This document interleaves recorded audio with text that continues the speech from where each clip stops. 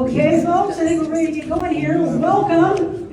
And I want to start off by just taking a quick little survey. So, if you're excited to be here to hear a candidate who is running for Secretary of Agriculture, give me one big clap. If you think having access to clean water is a human right, give me two big claps.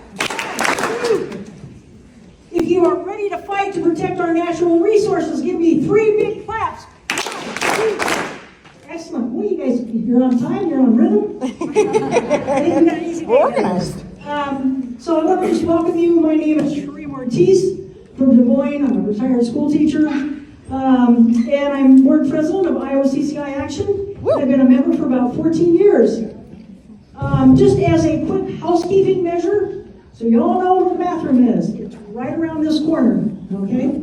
So if you need a bathroom break, we salute you. I want to just kind of go over a little bit about who CCI Action is and what we're about.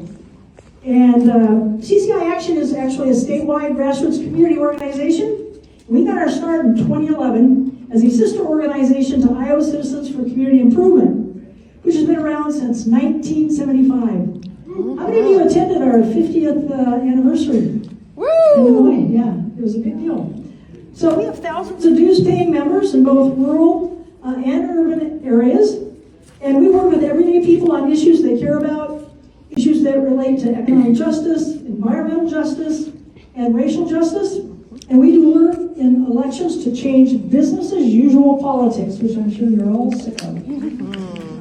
And we fight the corrosive influence of big money and special interests. That's right. We're going to have a podium, but obviously we won't. We believe that change only comes from the ground up. We are experts in our own experiences, and we know the solutions to the problems that we face. We are committed to electing leaders who will work with us to make life better for a whole lot more people. That's right. Also, we believe that people directly impacted by an issue need to be directly involved in leading those campaigns forward to counteract the injustice. You bet. You bet. We get things done by being strategic, action-oriented, and persistent. We don't turn around. We don't back down. That's right. We firmly believe we always have something to learn from each other and from our allies. We believe we are all in this together because what? We all do better when we all do better. And the reasons we work hard for justice and democracy, and that means fighting for environmental justice, is because it brings us joy, hope, and a sense of community. Yeah.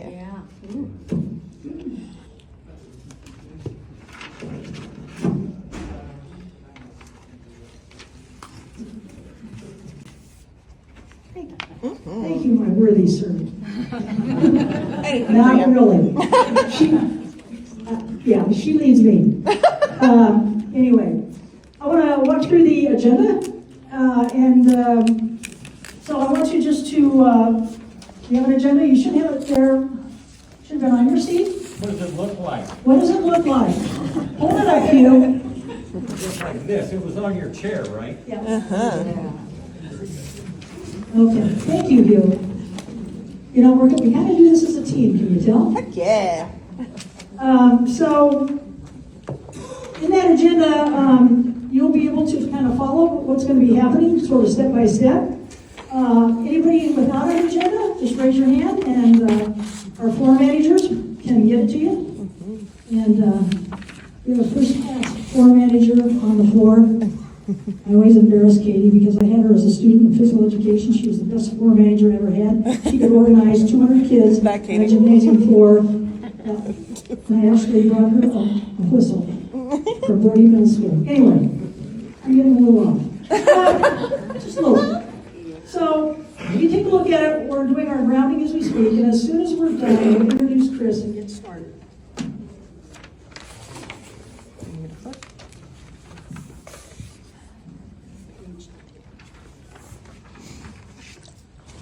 So we're going to kind of lay out the format. Chris will will have 3 minutes to answer each question, and our timekeeper is there. Point to the timekeeper. Hello. And we'll let Chris know as time winds down. Once that 3 minutes is up, we will ring a bell. Ring that bell. And we will move on to the next question. We will have time after that to take audience questions. Each of you should have gotten an index card on your chair as well as hold-up card. If you didn't, please raise your hand and we'll get you one. We'll aim to get through as many audience questions as we can, but if we're not able to get to yours, Chris will be sticking around for a little bit after the town hall, or we can work on getting an answer for you. So don't leave here if you have a question that you would like to. Yes. And how should people do it? Just hold their index card in the air, and one of us will come around and get it. Okay. So hold it in the air, and we have 4 people that will come and get them. You don't have to leave your seat. So finally, we'll wrap up some ways for you to get involved in our work to protect our water. So, be sure to stick around. And now I'm going to hand it off to Sydney. Hi everyone, I'm Sydney Landstrom. I'm a member of CCI Action. I'm excited for our conversation here today with Chris Jones. But before we get started, I'm going to introduce the role of Secretary of Agriculture so we all know what it is we are considering him for elected office. And I'm also going to introduce a framework that we at CCI use when considering candidates up and down the ballot and what we use to consider when we work with our elected officials. The Secretary of Agriculture has a wide swath of responsibilities as it pertains to the health and welfare of our land and livestock. They promote and implement conservation practices with Iowa farmers. They are responsible for regulation of meat production, commercial feed and fertilizer, pesticide application, grain warehouses, egg handling, and dairy production. They regulate fair pricing in fuels, groceries, and crops. The Secretary of Agriculture oversees livestock welfare, especially as it pertains to communicable diseases and the eradication and containment of such diseases. They also supervise the state climatologist who disseminates weather information. Now, taking a step back, as we consider candidates up and down the ballot when working with elected officials, it is important to recognize the difference between responsibility, authority, and influence. Responsibility is what I just laid out. It's the scope of a position of an elected official under Iowa law. Authority pertains to what an elected official's power to make certain decisions. The Secretary of Agriculture will make hiring and firing decisions in their department. They also determine how the department functions under Iowa code. Finally, and most broadly, is influence. The influence of an elected official pertains to who or what they can sway based on who and what, based on who they know and who they work with. When we consider who a candidate or the Secretary of Agriculture knows, who they work with, we can better understand how we can move them to make the decisions that are best for our land, our water, and our people. With that information and that framework in place, I'm excited to introduce Chris Jones, a Democratic candidate for Secretary of Agriculture, and our next members of CCI to present questions to Chris, Berlene, and Barney. Woohoo!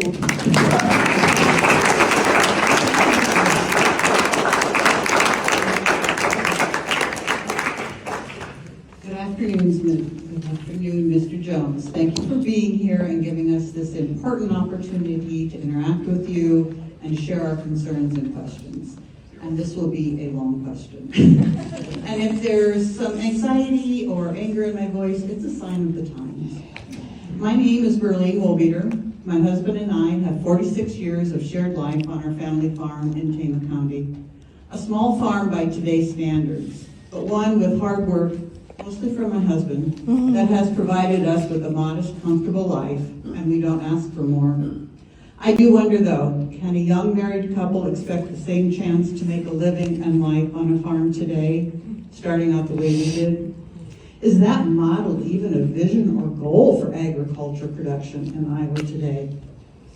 Through our years, we've witnessed much change in farm country. We know what was and what is today. Some good change and much that's questionable. Last December, we attended an appreciation dinner hosted by our local cooperative, local being relative, since this one cooperative now operates out of 19 locations in the state. And at the dinner, they were proud to announce more buyouts. They sell up to 1 million tons of feed a year. One company with more price control as they buy out the competition. This is the cooperative that buys our grain. We raise corn and soybeans. We use fertilizer. A fertilizer plant in Weaver, Iowa was recently bought out by a competitor. This plant was initially constructed with the help of our tax dollars under Terry Branstad, with the promise of creating healthy competition. And this takeover, the new owners now promise it was done for the benefit of their customers. How is this a benefit? Less competition on the input side means higher prices for the farmer, plus less income from loss of competition on the output end, leaving farmers squeezed in the middle. And government assistance just means passing through dollars to corporations. We have a cow-calf operation. The U.S. beef industry is largely controlled by 4 massive meatpacking corporations. Consumers are currently paying high prices for beef, and while we are getting a good price for cattle right now, this hasn't been the trend for recent years. No matter the year, those meatpacking corporations seem to do well all the time. Given the amount of control they have, they can determine next what happens to the prices we get as producers and the customers pay. With getting bigger is always the promise of getting better, more efficient. And I truly have learned to hate that word efficiency. But I ask, better for whom? While big corporations merge and grow, family farmers are experiencing bankruptcy in numbers starting to remind us of the devastation of the 80s farm crisis. 71 bankruptcies in the Midwest in 2024, a 69% increase for the year. A story of farmers getting paid less, consumers paying more in the grocery store. Who is this economy working for? Is there still a place for a family to try and make a living? A family who is not consumed with the desire to acquire more and more at the expense of their neighbor's health and well-being. This is a crisis from my point of view. A crisis not of necessity, but one planned or allowed to grow unchecked. A crisis with few winners and many losers. As candidate for Secretary of Agriculture, how would you address or describe what you see? Do we have a crisis, and how would you address what we see? So I don't think we have a crisis. I think we have a failure. We're brought beyond the crisis state. We have a failure of our systems here such that, the small operations have a trouble existing. And so there's forces coming at the smaller operations from every angle. And the establishment here in Iowa, I think, likes using farmers like this as a prop, and without really, trying to imagine some policies that will help them.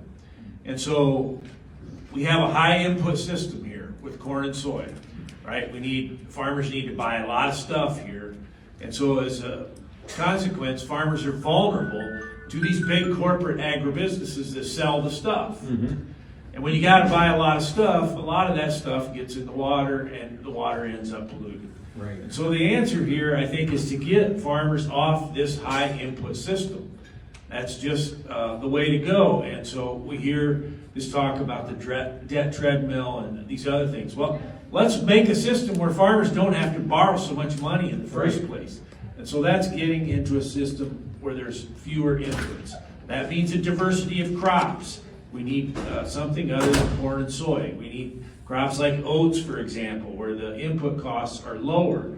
To grow oats, you need to know that you have a market. And so that's where government comes in. It's fair to ask government to help develop markets for alternative crops. You just don't wake up one morning and decide you're going to grow oats or you're going to grow apples or whatever. You need policy that helps you do that. And so I think it's correct for government to figure out these transition paths for farmers, roadmaps, that they can follow to get to more economically and environmentally sustainable systems.